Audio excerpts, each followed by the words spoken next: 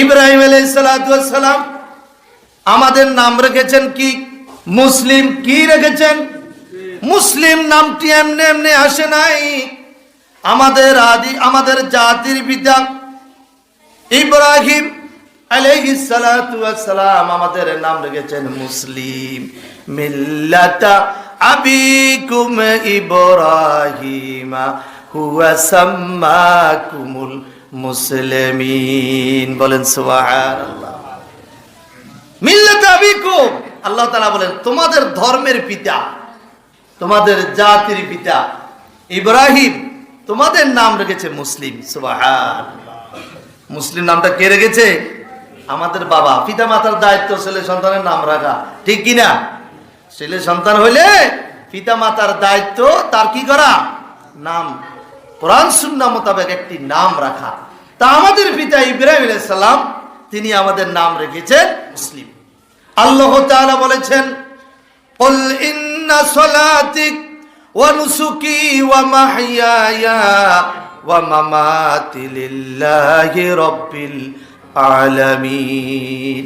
হে রাসূল, আপনি বলে দেন, ইন্না সলাতি, নিশ্চয়ই আমার নামাজ, ওয়া নুসুকি, আমার কুরবানি, ওয়া মাহইয়ায়া, আমার জীবন, ওয়া মামাতি, আমার মরণ, লিল্লাহি রাব্বিল আলামিন, আমার প্রতিপালক আল্লাহ তাআলার জন্য।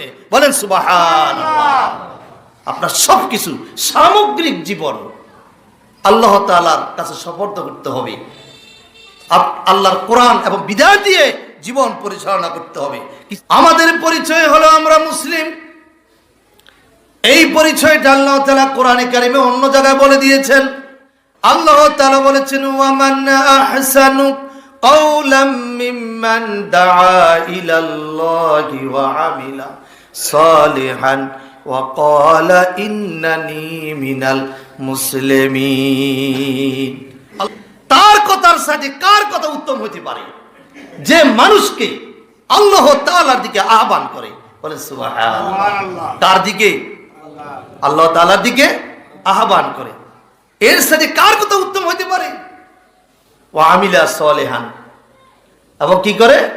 নেক কাজ করে। কি করে? নেক কাজ করে।